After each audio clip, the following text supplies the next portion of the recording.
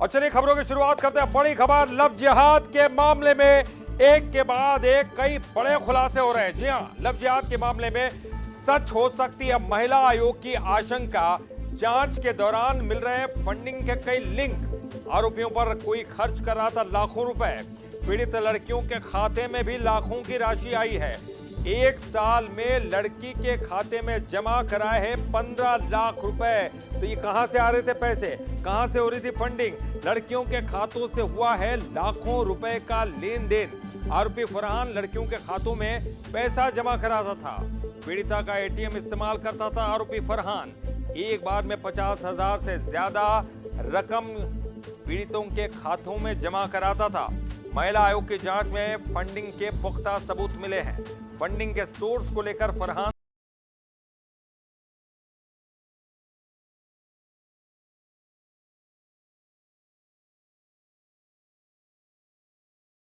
मुझे कह रहा हूं, आखिर जो लोग लव जिहाद में लगे इनका घर तो देख।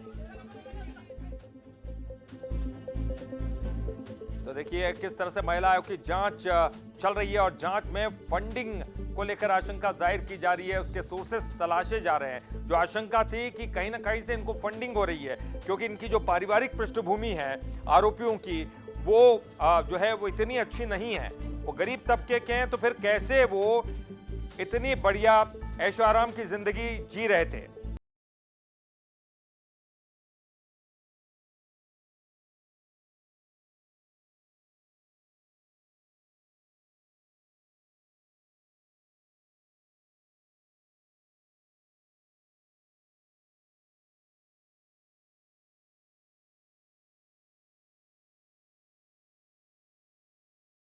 ये कहा जा रहा है कि कहीं ना कहीं से कोई न कोई ऐसा सोर्स था जहां से इनको पैसे मिला करते थे। और ये बड़ी बात है। फंडिंग के सोर्स को लेकर फरहान से पूछताछ जारी है, लेकिन चुप्पी साध रखी। इस पूरे मामले को लेकर हमारे संवाददाता सूरज शर्मा इस वक्त हमारे साथ जुड़ गए हैं। उनसे बातचीत करेंगे। और चलिए सूरज, चूंकि ये मामला काफी गर्माता जा रहा है, लेकिन पहले दिन से ये आशंका जाहिर की जा रही है। इनका जो बैकग्राउंड है इनके परिवार का, वो कोई बहुत इतना रईस वाला बैकग्राउंड नहीं था। इतना ऐशो आराम की जिंदगी वो कैसे जी रहे थे, कहां से पैसा आ रहा था? अब जब महिला आयोग टीम आ गई है, जांच की जा रही है, तो क्या कोई पुख्ता सबूत मिलने जा रहे हैं कि कहीं ना कहीं से फंडिंग हो रही है?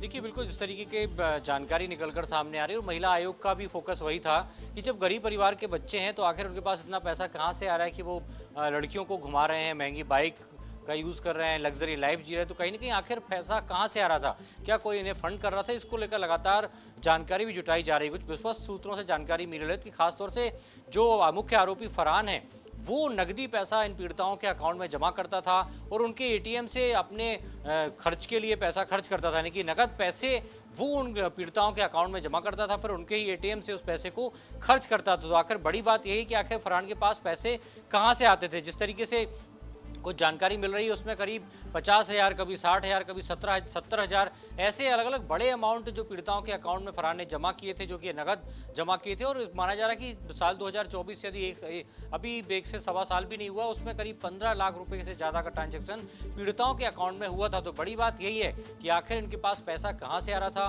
कौन लोग हैं जो इन्हें नगद पैसा दे रहे थे? क्योंकि लगातार सवाल यही उठ रहे थे कि आखिर गरीब परिवार के लड़के इतनी लग्जरी लाइफ कैसे जी सकते हैं, इतनी महंगी बाइक, अच्छे कपड़े, अच्छे गैजेट्स इस्तेमाल करना। तो कहीं ना कहीं इसके पीछे एक फंडिंग कहां से हो रही है, तो उसको लेकर लगातार पूछताछ जरूर पुलिस कर रही है। लेकिन अभी तक फरहान ने चुप्पी साध रखी कि आखिर लाखों रुपए जो उसने नकदी पीड़िताओं के बैंक में अकाउंट में जमा किए हैं, वो उसे मिलते कहाँ थे। लेकिन लगातार अभी पूछताछ की जा रही है और माना जा रहा है कि फंडिंग को लेकर जो सोर्स है, बिल्कुल ये एक खास बात ये भी है सूरज की, पीड़िताओं को केवल इस्तेमाल किया जा रहा था। उनके खातों में पैसा जमा करने के बाद फरहान उनके खातों यानी कि उनके एटीएम का इस्तेमाल करके उनके खातों से पैसा निकाल रहा था। तो देखिए निश्चित तौर पर जांच होगी तो बड़ी बड़ी बातें सामने आएंगी और बड़ा खुलासा, एक बड़े रैकेट का खुलासा भी हो सकता है, जो संभवतः केवल भोपाल ही नहीं बल्कि देश के अलग अलग हिस्सों में भी कार्य कर रहा होगा। तो ये खुलासा होना बहुत जरूरी है। बहुत बहुत शुक्रिया आपका इस पूरी जानकारी के लिए। लेकिन देखिए, राजधानी भोपाल में लव जिहाद फंडिंग को लेकर सियासत गर्मा गई है। राष्ट्रीय महिला आयोग की रिपोर्ट पर सांसद आलोक शर्मा ने एक बड़ा बयान दिया है। जी हाँ, उन्होंने क्या बयान दिया आपको बताते हैं। उन्होंने जो इस पूरे मामले को लेकर एक बड़ी टिप्पणी कर दी है, चलिए सुनते हैं।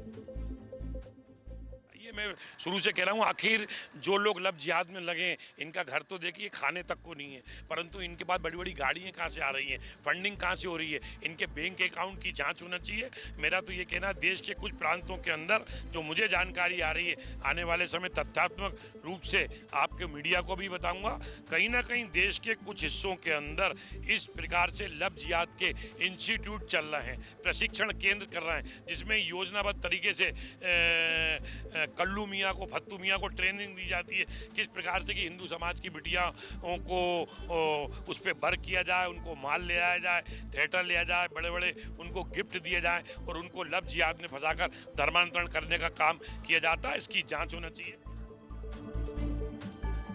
तो देखिए, बड़ा मामला है, तो पूरा मामला क्या है ये जानना बेहद जरूरी, क्योंकि जब से इस मामले की शुरुआत हुई है बहुत से ऐसे लोग हैं जो अभी अभी इस खबर को देख रहे हैं, उनके लिए जानना जरूरी है कि ये मामला क्या था। चलिए शुरुआत से आपको बताते हैं मामला क्या था। भोपाल में कॉलेज के कई छात्राओं के साथ रेप की घटनाओं को अंजाम दिया गया।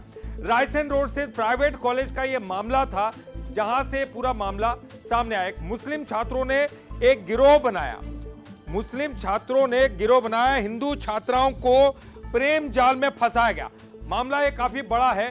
डांस सिखाने के बहाने लड़कियों से दोस्ती की गई, यानी कि डांस सिखाने का बहाना था, लड़कियों को टारगेट करना था। गरीब हिंदू लड़कियों को खास तौर पर टारगेट किया गया, जिनको पैसों की जरूरत है, और उनको हाई प्रोफाइल लाइफ का सपना दिखाया गया। उसके बाद देखिए यहां से खेल उनका शुरू हुआ। नशीला ड्रिंक पिलाकर बारी बारी से रेप किया गया। रेप का एक वीडियो बनाया गया और फिर ब्लैकमेलिंग की गई, यानी कि रेप करने के बाद ब्लैकमेलिंग, और बाद में सहेलियों को भी अपना शिकार बनाया। यानी उन्हीं लड़कियों को कहा गया कि अपनी सहेलियों को बुलाया जाए।